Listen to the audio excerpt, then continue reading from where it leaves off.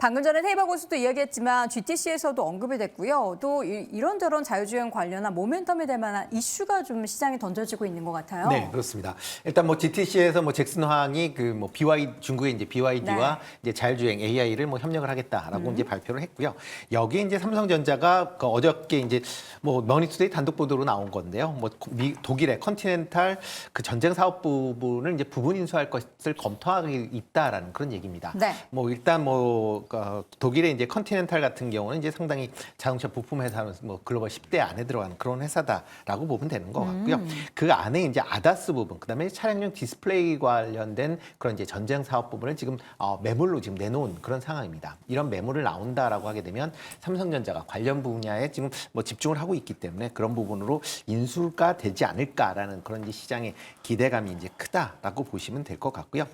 특히 뭐 지금 관련돼서 삼성전자는 이제 하만이라는 그런 이제 회사를 갖고 있고요. 네. 이 회사를 좀 더 키우기 위해선 자체적인 물론 투자도 있기는 하겠지만 M&A를 통해서 그 볼륨을 더 키울 수도 있다라는 것도 같이 좀 주목해서 보셔야 되지 않을까 싶습니다. 네, 자율주행 관련해서 오늘 어떤 종목들이 좀 특징적인 종목으로 거론이 되고 있는지 이재규 교수님께서 정리 좀 해주시죠. 일단 뭐 텔레칩스라든지 인포뱅크, 에이테크 솔루션 이렇게 몇몇 종목들이 적혀져 있는데 제가 좀 찾아보니까 대부분 다 음봉 전환이 됐습니다. 그러니까 장 초반에 많이 올라왔다가 대체적으로 밀렸죠. 아무래도 이제 말씀하셨던 독일과의 그런 모멘텀들, 삼성전자를 통해서 자율주행 쪽에 대한 시장에서의 좀 부각 가능성이 있었는데 일단 주가의 흐름으로 봤을 땐 텔레칩스라는 기업이 또 이제 레이더 기업에 투자한다라는 내용들이 나오면서 어제 시간 외에서 굉장히 강한 모습이 나왔었습니다. 근데 이 기업도 역시나 음봉이 지금 좀 떨어지고 있는 상황이고 전체적인 자율주행 관련 종목군들이 아직까지는 고개를 들지는 못하고 있습니다. 그렇기 때문에 일단은 아직까지 추세가 돌아서기 어렵다라고 보시는 게 맞을 것 같고요. 다만 좀 중장기적으로 봤을 때는 저는 자율주행 같은 경우는 성장 가능성은 있다라고 생각을 하고 있기 때문에 아직까지는 좀 오늘은 좀 테마성으로 움직였지만 앞으로 이런 관련되어 있는 기사들이 좀 연속성을 가지고 나온다라고 한다면 그때부터는 좀 탄력이 붙을 가능성도 높다라고 보고 있으니까 이 부분을 참고하셨으면 좋겠습니다. 그러니까 지금 실체가 있다라고 보긴 좀 어렵다라고 생각을 하고 있어요. 그러니까 네. 일시적인 테마가 아닐까라고 보고 있고요. 만약에 오늘 지금 우리나라 시장 뭐 삼성전자를 비롯해서 반도체 관련주들이 다시 한번 레거시 반도체 쪽으로 자금이 좀 들어오네요. 원희가 EPS 같은 기업들 주가는 굉장히 잘 나오고 있는데 만약에 이쪽으로 자금이 계속해서 유입된다라고 한다면 자율주행 같은 경우는 상대적으로 살짝 소외될 수도 있습니다.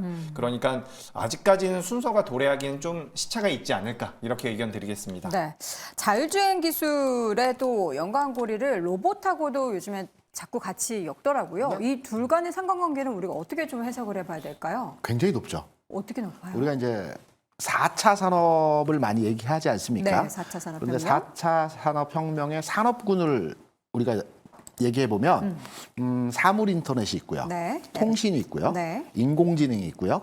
자율주행이 있습니다. 이 산업군을 이제 4차 산업이라고 보통 얘기를 합니다. 네. 그럼 이 네 가지 산업의 핵심적인 이제 귀결이 되는 산업은 로봇입니다.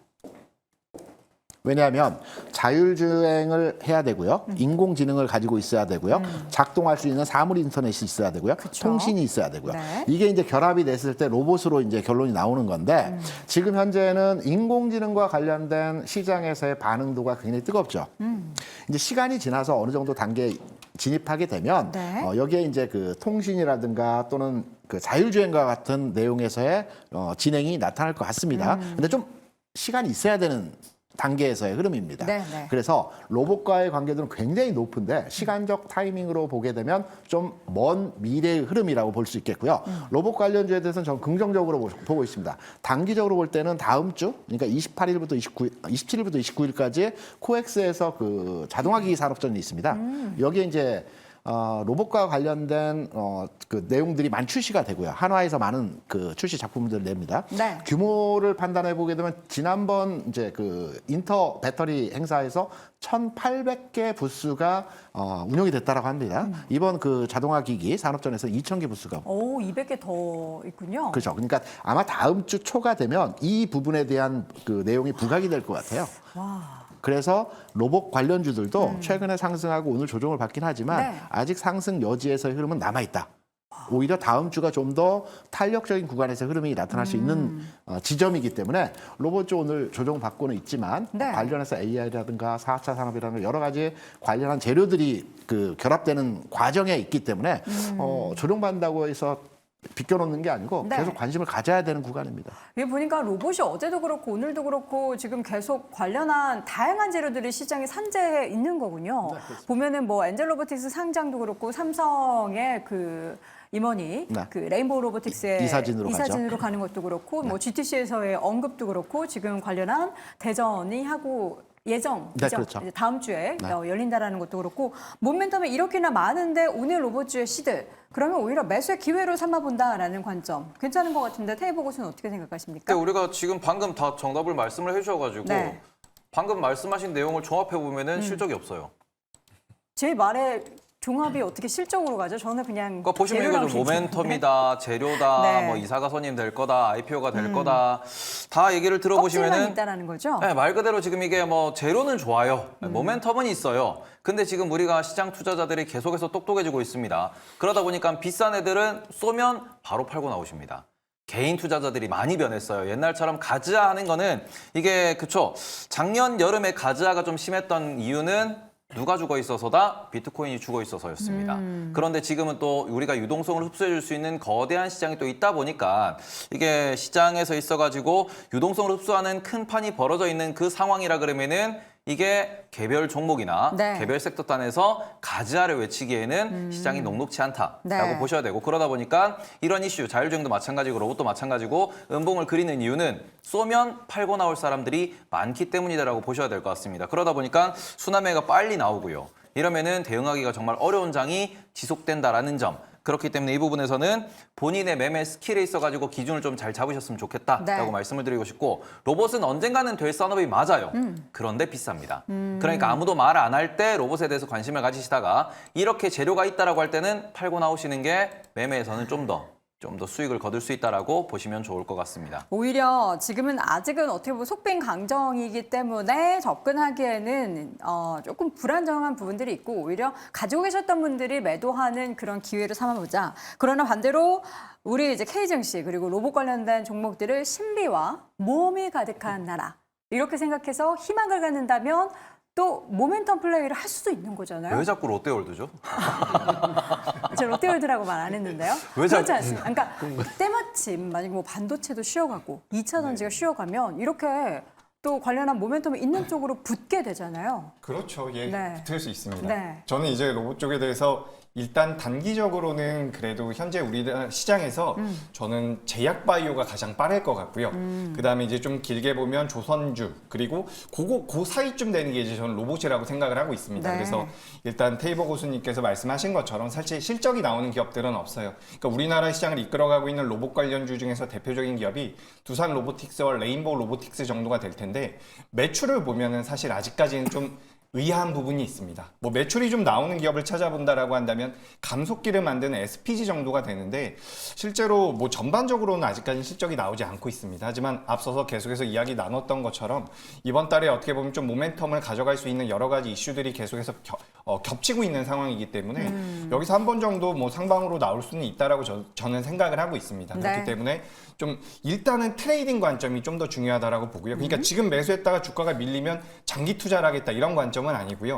여기서 매매를 했다가 밀린다라고 한다면 잘라내셔야 되는 그런 트레이딩의 관점으로 봤을 때는 전 로봇 관련주는 이번 주 다음 주까지도 혹은 4월 달까지도 저는 괜찮다라고 보니까 이 부분 참고하시면 될 것 같습니다. 네. 로봇주에 대한 숫자를 많이 말씀을 하시는데요. 전 세계적으로 가장 그 앞서가는 로봇 회사라고 한다면 당연히 보스턴 다이너믹스겠죠. 네. 이 회사가 30년 적자입니다. 현재.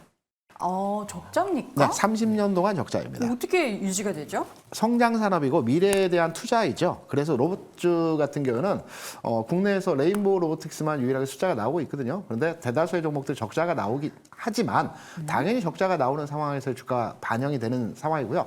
로봇주가 숫자가 나오기 위해서는 앞으로 시간이 좀 많이 필요할 겁니다. 하지만 주가는 숫자가 나오기 이전 단계에서 움직일 가능성이 있다고 판단이 되고 있거든요. 그래서 숫자에 대해서는 중요한 의미를 부여하는 내용이긴 하지만 로봇주에서만큼은 숫자에 대해서 크게 민감하게 그 내용을 판단할 부분은 아니다라고 저는 개인적으로 생각을 하죠. 로봇에 네. 대해서 우리가 좀 신랄하게 한 말씀을 좀 드려야 될 것 같아가지고 로봇에 대해서 우리가 좀 생각을 해보겠습니다. 국내에서 로봇 관련돼가지고 지금 AI 관련돼서 뭐 우리가 좀 소프트웨어를 개발하는 기업이 있냐? 없거든요. 그런 상황에서 우리나라는 대부분 감속기를 만들고 부품을 만듭니다. 우리나라는 제조업으로 접근하셔야 돼요. 그럼 제조업 1등은 일본의 환학입니다. 환학 같은 경우는 현재 PER이 30배고 배당 1.7% 정도 나오고 있고 글로벌 매출이 수십조 단위로 나오고 있습니다.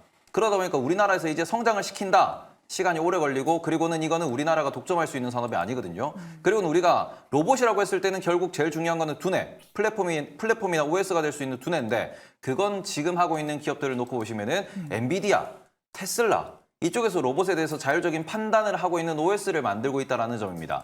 보스턴 다이나믹스 같은 경우는 우리가 주목해 볼 수 있는 부분은 그쪽은 OS 영역으로 접근을 하다 보니까 플랫폼 영역으로 접근하기 때문에 우리가 좀 더 프리미엄을 줄 수 있겠으나 지금 우리나라에 상장되어 있는 대부분의 기업들 같은 경우에는 제조를 기반으로 하고 있습니다. 근데 제조 같은 경우는 여전히 미국, 독일, 일본이 시장을 장악하고 있다는 점에서는 우리는 후발주자입니다.